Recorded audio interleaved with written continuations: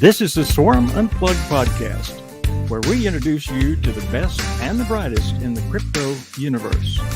With thousands of ideas to learn from people in all areas of crypto, we want to explore as many as possible. I'm Christopher Knight, so let's get started. Well, big good afternoon, or good evening, or good morning, depending upon where in the world you are. Thank you for the opportunity today to allow you to watch the Swarm Unplugged. We're very excited today. We got one of our DAO members of the Social Bees community, the Bee DAO. And I'm super excited, and I'm really just going to jump right into this. Is Bryant Harper. He has an absolutely marvelous program that he's worked on, platform e-commerce related to crypto.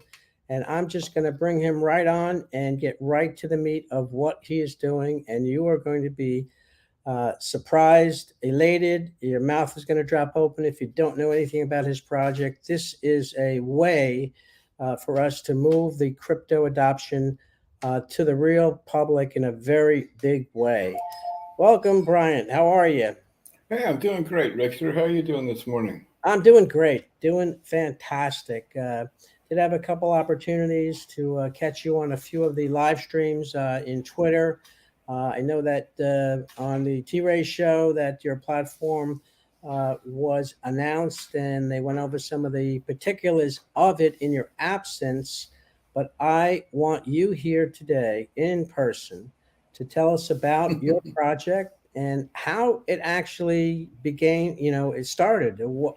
What was the motivating reason that you started this project? We have to go back a couple of years to the beginning, if that's okay. That's fine. Hey, it's your platform. I think people will be very interested in hearing, where this first began. Yeah, my motivation. It came from our old friend Ray of Light when he introduced me to what became the Bees a little over 2 years ago. And in introducing me to it, he showed me the Opus ID app and how it worked to support the partners on Opus and earn OS coins. And when he explained to me what that was all about, he got my interest right away, because the way he described it to me was the app and the blockchain implementation that Opus was doing would allow people to anywhere with a phone to mine this OS coin, and that eventually it would be made ready for commerce, and people would be able to spend the coin, and that individually we would be able to reach out and help specific individuals that were mining the coin if we wanted to. And it originally gave me a peek into being able to directly reach out and help somebody. And the way that I described it to my wife when we were considering it was, if I had a friend someplace in, say, South America or Mexico, or a friend of a friend or whatever, someone that needed help, say, to buy a goat so that they would have, milk for the family, I could get in touch with that person and decide if I wanted to help them. And if I did, I could give them directly, lend them the funds to buy that goat. I wouldn't have to go through to find some charity to interface with, to take, half the money or more before it actually got to be a goat in this man's backyard or this person's backyard. And that really lit a fire under me, because one of the things that we have been dealing with over the years is how to minimize the overhead that is extracted from charitable donations that we make before the money actually gets to the intended beneficiary, whether that be an individual or a community or disaster relief or anything, because we were painfully aware of the overhead that these charities suffer raising funds to help people. So I saw this as an answer to that. And I got involved with the project, and it evolved slowly, and it's beginning now to come to the point where it's going to actually be live and come to fruition through the use of a new coin that was introduced. Uh, Again, prior to the bees, this was preceded the bees themselves, and that's M2. So now, what we're looking forward to in the very near future is people with the Opus ID app that have been earning this OS coin to be able to use that coin and the app to now mine M2. M2 is a real token on the blockchain that has real world value. It's listed on CoinGecko, for example.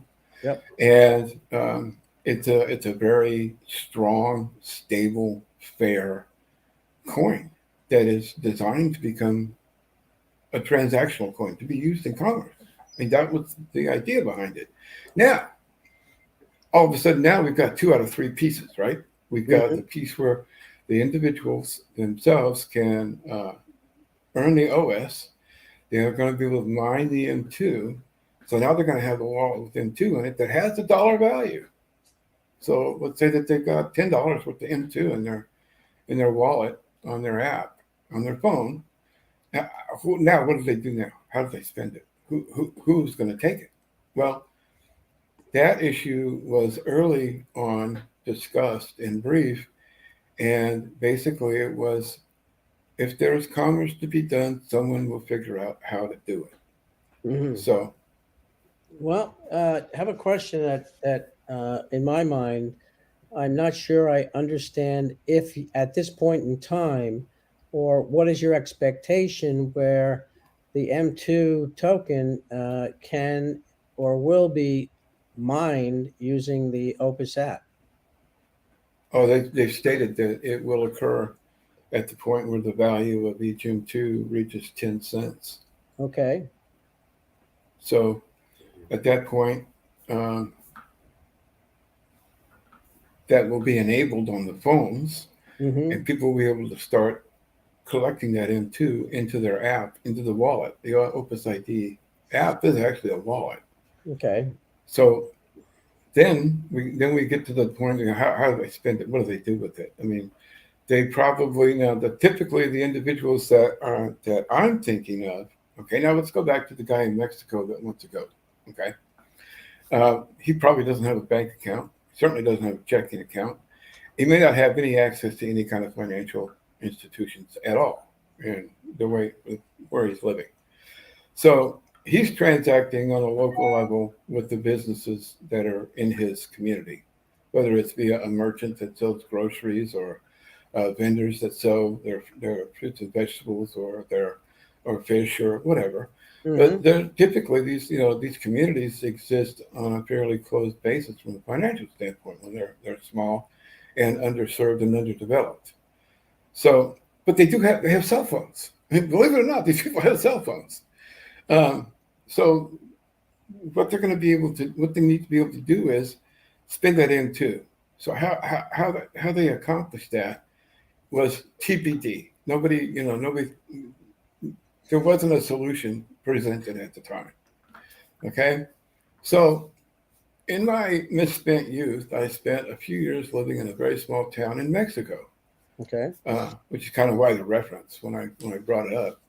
But during my time there, I got to know the people. We were the only Americans in town, and we got to know everybody pretty much. So the town was actually economically, it was driven by 3 families, and they owned grocery stores, they owned the ranches, they owned the cows, the milk, the goats, the cheese, and then they provided them to their stores. People came in and bought from them. They brought product in from La Paz, which was about 100 miles away, to stock the stores. And so the people in the town, that's where they shopped. They didn't go 100 miles to La Paz to shop on a regular basis. So those people have the wherewithal to try and figure out how to take this coin from these people. But the solution was to be able to make anybody a vendor, quote unquote, a merchant, quote unquote. What about the taxi drivers? What about the people who own the little restaurants? The professor who's a teacher and he's got a little pool hall and he sells beer. And there's fishermen that fish for a living. And what do they do with their fish? Well, they can exchange it for pesos, but then you got a closed system, right? You got to have pesos to buy something. So what I came up with was I became aware of the ENS domains, which are .eth domains. And what those domains do is they give you an English language address for your crypto, as opposed to whatever it is, a 46-digit character string of gobbledygook that we all deal with day to day now. So that was cool. But what's even better is that you can give people individual accounts with that ETH domain name. So, for example, Rickster.m2cash.eth would replace your wallet address. Okay. So literally somebody could type in Rickster.m2cash.eth and send you crypto. Okay. Or I give you a QR code. They can scan the QR code and that does the lifting. It opens up your wallet to send you the money to you. And all I have to do is pick a coin and how much they're going to send you, and boom, they're done. Okay. Yeah. Okay. Wow. That opened my eyes because now I'm thinking, all I got to do is get these people QR codes or these addresses. So we put together the business to do that. We started making them available to the bees earlier this month. And we've had a great response. We're very, very happy to death with the bees themselves and the support that they've given us. But the reason that we want to do this way is because if we go back to that little town where the three families have the economy pretty much sewn up and all to themselves. Now, they can afford to pay me $50 for 5 years to have a name and a QR code so people can pay them M2. All right? Hey, problem solved, right? Well, in my mind, that's only half the problem. Because now all I've done is I've perpetuated the economic control that these families have over this community. Right. Okay. So that's not what I want to do. I mean, it is what I want to do. I mean, I want people to be able to spend the M2 when they get it, right? Because letting them mine that M2 does two things. It gives them disposable income that they never had, right? Let's go with the worst case scenario. These people live with subsistence living. Okay. Now they've got a second income. It's disposable. And they're not dependent on the crop necessarily to live or die. So, and that's kind of an extreme example, but you get my drift. Yeah. Right? Yeah. So how do we avoid just perpetuating a current economic situation that isn't fair to everybody in that community? Well, we give them for free their own QR codes in their own name, so that the taxi driver has a QR code. Maria's restaurant where she actually eat in her backyard, she has a QR code. I can spend my M2 at Maria's to get lunch. Nice. Okay. I can spend my M2 to take a taxi to La Paz to buy some cheaper groceries so I don't have to buy from the Martinez family or whatever. Okay.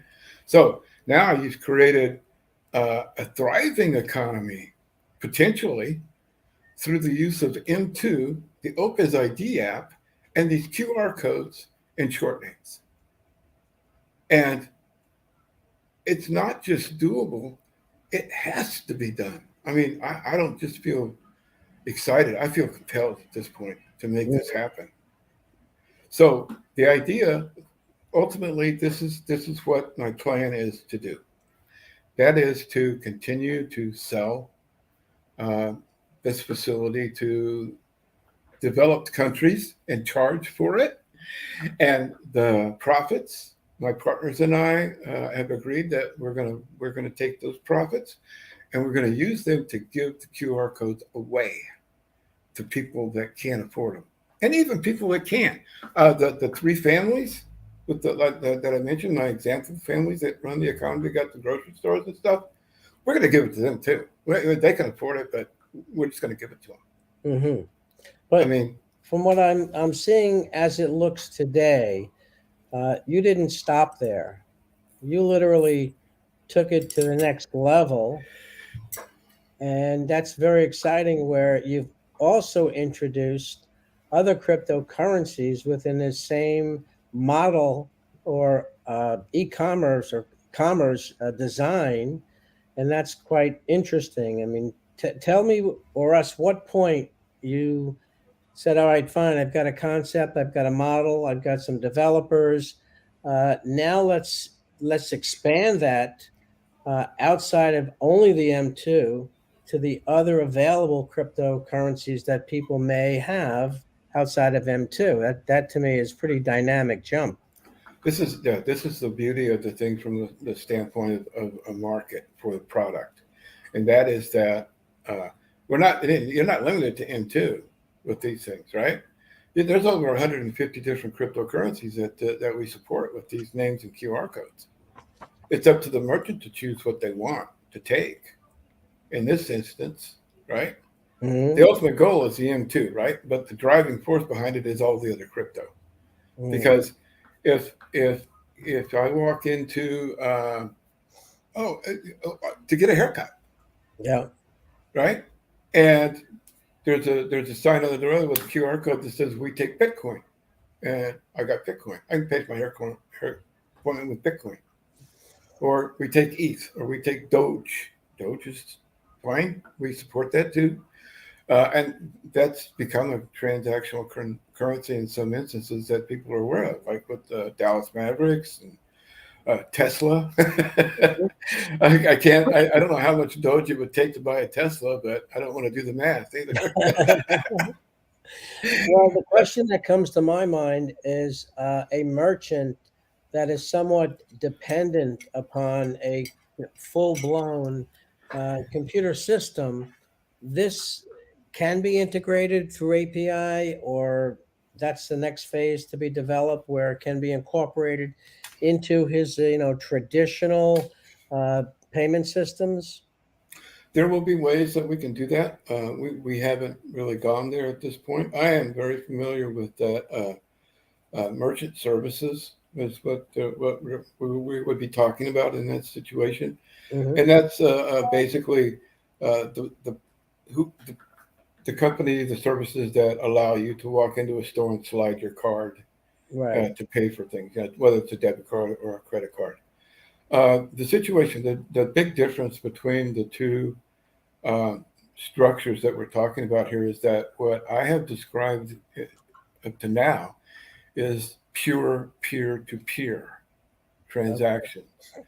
Whereas I deal directly with you and to pay for whatever it is you're charging me for. Got right? it. Now, the other model is to pay you, I use PayPal. You swipe my credit card. I put my credit card into your website. That credit card then actually goes to a third party that verifies that you've got the funds and authorizes the transaction, tells the merchant says, you're going to get your money from this guy. Go ahead and give him the sandwich. Right. But it costs money. That's the difference. It costs lots of money. Okay. Every transaction it costs equipment fees, there's electricity, there's internet. I mean, there's everything involved there. We've eliminated all that. It's peer-to-peer. There's no third party. Plus, one of the worst things that you have to deal with as a merchant, chargebacks with credit cards. When you get a disgruntled customer, well, guess what? Visa goes to bat for that customer. Oh yes. Okay, because they're Visa's customer. They're not considered to be your customer at this point, right? You go to Visa and say that sandwich was rotten. I want my money back. Visa's going to come to you and say, guy wants his money back. Can you give us a reason not to give it to him and take it back from you? Oh, I fought that battle many a day. Know it so well. Jumping back a little bit on the multiple currencies, at this point, and the question is, will it be expanded to other blockchains aside from, we'll say, the Ethereum blockchain? For example, there's a huge community out there with the RippleNet, Ripple's RippleNet, and maybe Stella's or an IBM blockchain. What's your plan in incorporating additional blockchains? Other blockchains can and will be incorporated in the future. Okay. In the way that we operate right now is we support 4 different blockchains. Okay, Doge is its own blockchain. Right. Bitcoin is its own blockchain. Litecoin is its own blockchain. Okay, and then the ERC20 tokens, which is the Ethereum blockchain, and all of the ERC20 tokens we currently support. Now, in order to support another blockchain, it's simply adding an additional translator or a different QR code to support, say, Polygon or Solara or AVAX or some of the other chains. That will be driven by demand. Mm-hmm. Okay. If there's a demand for it, then we'll do our best to support it. At this point, we've hit all the high spots, Okay. right? Bitcoin, Dogecoin, Litecoin, and all Ethereum-based coins, ERC20 coins. Great. So that's where we're at. I mean, that's a pretty good launch pad, I think. Oh, I think it's phenomenal. I mean, if you said, well, we're just going to do Ethereum, I think you're losing ground, and the other 3 that you've chosen are certainly high up in the rankings of coins associated with those blockchains. So I think you made a wise choice in that regard. Excellent. Well, it wasn't just a choice. It was what is currently supported by the infrastructure that we have available to us. Okay. Okay. So additions to it will require upgrades to infrastructure, but that will come with demand, Mm-hmm. right? So we're well positioned. We're very comfortable with where we're at. And again, the ultimate goal is, hey, if we can only handle 70% of the marketplace, that's still going to support our ultimate goal, which is to empower all those communities around the world to be able to transact into. Beautiful. Love it. Love it. I've got a short video that you have on your website, which I think it's entitled How to Take Crypto Payments Using My M2Cash, followed up with no returns, no chargebacks, no fees, no middleman, Exactly. Just you and the customer. Yeah. I'm going to bring us back into the green room. I'm going to get this thing rolling. It's pretty short. It's about 4.5 minutes. I think it'll be a good point to show, the world how easy you've made this based upon the mobile app that, you've got, whether it's, fully developed or it's just in its incipient stages. But I definitely want to share and show this. So give us a second here. We'll get back into this and we'll bring this up here. Okay, a short how-to video for collecting payments from customers and other individuals if you're a business or an individual using the service. The custom QR codes that we produce are scannable by crypto wallets that people have on their phones, like the one you're looking at. I have 4 wallets here for demonstration purposes. Your customers will have 1 or more of the same wallets, maybe a couple of other types that are available as well. But they all have the ability to scan and make payments. So you log into the account and we will go to send Bitcoin in this case. This is a trust wallet. You can see there's several different coins that it supports. All of the coins actually that we also support. Over 150 Ethereum coins as we point out on the site. Anyway, they select Bitcoin if that's what they're going to pay you with. They get then an option for the recipient address. They can paste in the name of your business that we give you that's associated with the M2Cash.eth domain, or they can scan it by tapping the little icon next to the word paste there. That's how Trust Wallet works. Next, we'll hop into our Doge wallet. Doge is really cool. All you do is hit the little paw, scan QR code to make a payment now. It couldn't be simpler. So that's your Doge people. Bitcoin.com also has a very nice little feature just to scan a QR code. You can scan it from here. You can see the icon there next to the bell. Or they can go into the wallet and hit the send and get to scan a QR code, or they can link to a wallet that they already have installed or connected at this point. That's it. It's that easy. One more that we want to show you. That is Metamask. And Metamask, we're going to use this one to show you how easy it is to go through the payment process. It's the same for most of them, but we're going to do it here. This is a test account. I just have a little bit of Ethereum and 0 USDT in there. USDT is a dollar-pegged stable coin, they're called, and they're going to be worth right around $1 within a few hundredths at any given time. Anyway, your customer would just use the scan up there in the right corner, the little blue square with the blue corners on it, and scan the QR code. We're going to do that now. The QR code that's on the My M2Cash site, it's that quick. It loads the send function, inserts the address that is associated with that QR code, the wallet address, verifies it, gives it a green check if it's good to go. Your customer would then hit next. He would select the coin that he's going to pay you. This will be the coin that you accepted, obviously. And there are two ways to enter an amount here. You can enter the number of USDT to pay or the number of dollars to pay. So if we switch it by tapping there and we put in $25 here, then that comes to 25.06692 USDT, because the USDT is worth just slightly less than $1. Anyway, it's that easy. Your customer would then tap next and move on. There's insufficient funds, but at this point, they would be asked to confirm the transaction. They would confirm it, and the money would be sent to your account, the recipient account, immediately. No fees, no chargebacks, no fraud, because you're face-to-face with the customer at this point, and they walk out of the store happy.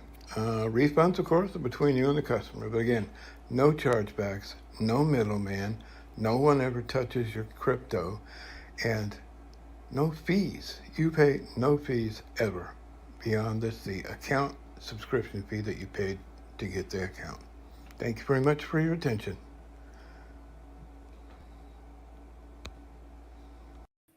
Oh, that was pretty simple, pretty straightforward. Love the fact that, the 4 or 5 different wallets you have are all earmarked specific to the token that you have. And of course, if you have MetaMask and you've got a variety of different token assets in that, well, then you can use that one for across the board. Is that correct?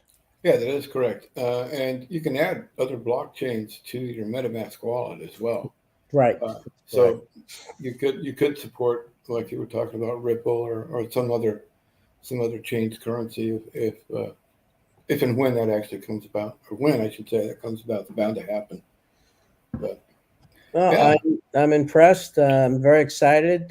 When is the official launch date? Is that something that's you can release with us here, or we've been on what we call a soft launch, just with the bees community this month. That is coming to an end midnight tomorrow.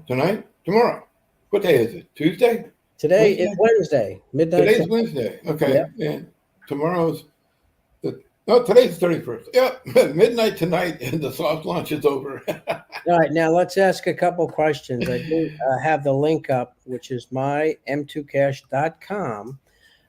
If someone were to go there, you actually have an application to open an account. And from what I'm understanding, it's a 5-year account. Are you offering from now till midnight any sort of a coupon code or discount for those that want to jump on board here within the next 11 hours?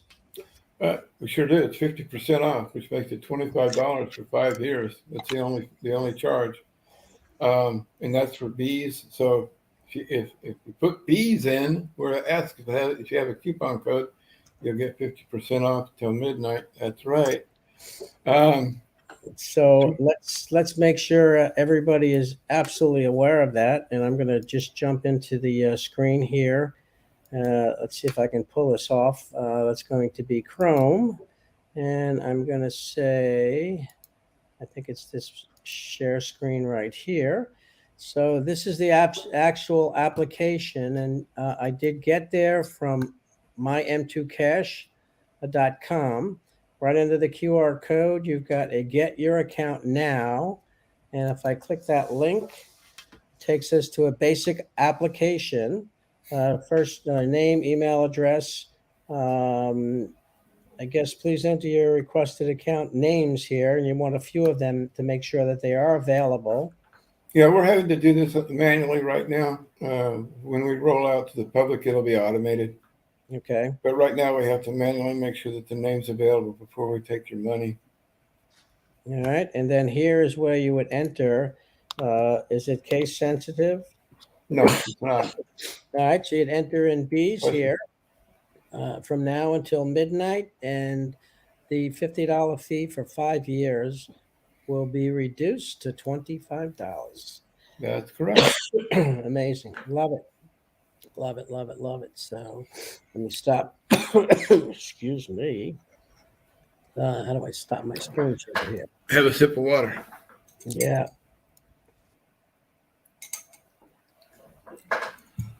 Oh, I got the stage to myself. Thanks, everybody, for coming. I appreciate it. I covered for you. I was just thanking everybody for coming. Yeah, you're welcome. Thanks for getting me my my coffee sip to appease my my throat. Excuse me. I think down here in Florida, since the 9th, going from like 95 outside to like 65 inside and back and forth and back, and it's hard to adjust my body. So Yeah. I'm blaming it on the AC systems. Why not? Yeah. But I think this is a phenomenal platform. I'm very excited. Hang on a second. Yeah, go ahead. Got it. Nothing like joking on live stream. Hey, real life. We're doing it real life here, right? Absolutely, absolutely. Just as my typical disclaimer here, we like to tell people this is not financial advice. It's for entertainment purposes only. And I think that we have been absolutely more than entertained today, and wishing you the greatest success in your project. And I'm a supporter of it. So if anything that I can do to help facilitate this out there, to a bigger scale, I'm here. Just let me know what we can do. And the only thing that I'd like to say is that we're getting ready to, thank you, Craig. We're getting ready to open this up to the public. Now, when I do that, I'm going to be advertising to small business owners. Okay. Now, names are unique. So there's only, like it says on the website, there's only going to be one Bob Spikes. okay. Right? Second person is going to have to be Bob Spike number 2 or something like that. So I'm encouraging people that see this, even after today, you might want to, get on your horse and get your name reserved, because when they start coming, they're going to go. The names are going to go fast. Now we're going to be introducing some other domain names. We have I'll drop a nugget for you here. We also have takescrypto.eth. So Rickster takes crypto.eth. Okay. We also have accepts crypto.eth. So Richter accepts crypto.eth. So those are going to be rolled out over the next month. Okay. And it's going to be the same situation, first come, first serve. You know, if you wanted to, you make sure you get your business name, your personal name, your handle. It can be your personal name. It can be your Twitter handle. It can be whatever you want. Right. But there's only one. So now, what happens if somebody does have already purchased a .eth domain name? Can that be used outside of your, I'm going to call it a subdomain of the M2Cash? If a business or an individual has purchased their own .eth domain, they don't need us. They have everything we have. So if you had Rickster.eth, that's it. That's all you need. That's it? That's it. That's it. And that you just assign that as your primary account name when you buy it, and that's it. Rickster.eth. Okay. It's that simple. That sounds simple, but we'll be glad to help you when you get started with that. If you don't know what to do with it or how to set that up. Is there a underlying benefit to using one of your domain names? Well, you don't have to do anything technical. It's all done for you. Okay. You don't have to, you don't have to manage that side of the house. Let's put it that way. We make it as simple as possible. And if somebody wants to set up their business, with their own .eth domain name, we're happy to help you with that. I mean, the idea is adoption. It's not necessarily, this is everybody in the pool time. Okay. If somebody comes to us and say, hey, we'd like to do what you're doing, we want to be able to use our .eth domain name just like you're doing yours, so that our members, our people, our community can have this service, but with our domain name. Will you help us? You bet we'll help you. Not only that, we'll get you set up with the software that we're developed to help you manage that and carry it forward. This is, I want to say it again, this is everybody in the pool. We're not trying to hold on to anything or make any exclusivity here. We want everybody doing it. Well, that was the question. If you're developing a software platform, that's something above and beyond just owning a .eth domain name. Well, if you're going to do this, and if somebody's going to send you money, you're going to have to be able to see it arrive, right? So you can let them walk out with the sandwich. Well, our software will provide that as part of the portal. Okay, so we haven't seen your software yet, correct? No. Okay. No. This is we're developing at an enterprise scale. All right. For the software. And anybody has access to that once it gets developed, and you're willing to share that with the world. Absolutely. Beautiful. Absolutely. My God, who could ask for anything more? I mean, that is commendable. Well, why wouldn't we? I mean, I can't imagine why we would try to keep this to ourselves. I mean, no, but of course there are some expenses in design and development that you might want to recoup that at some level, but what you're hearing. Listen. Okay, listen. Let me be honest with you. If McDonald's comes to us and says, "Hey, we want to use your software because we want to do McDonald's.eth, and we want to be able to give people a McDonald's name, and we want to use your software," I'm going to say, "Well, pony up, boys. You're paying freight." Okay. Of course.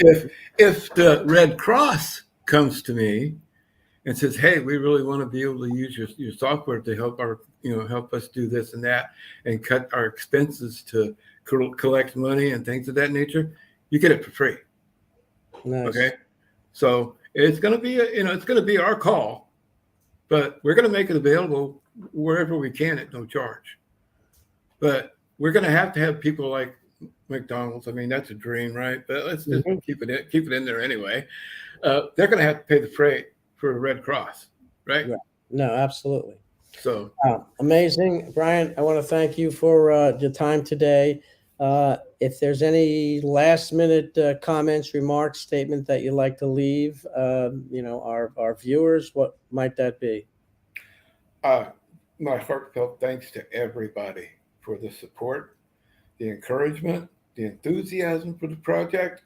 We love it, and we appreciate it from everybody. The Bees are the best people I've ever known. Wow. Well, again, thank you. We're just about up on our time. I was so happy to be able to convince you. I know I had to twist your arm a couple times to be on the show today, but fantastic show. I love the project that you're working on, and absolutely wish you the best and success. And let me know if there's anything I or anybody can do. I mean, get it out there with specifics. Hey, I need A, B, C, D. And you've got the support from all of us to do that. Thank you so much. Thank you so much for the time and the offer and all the support, everybody. You're welcome. All right, guys and gals, till next week. Thank you again for supporting and watching the Swarm Unplugged, and we'll see you next Wednesday at 12 noon. Thanks for joining us for this episode of the Swarm Unplugged podcast. Be sure to hit the follow button and leave us a glowing comment.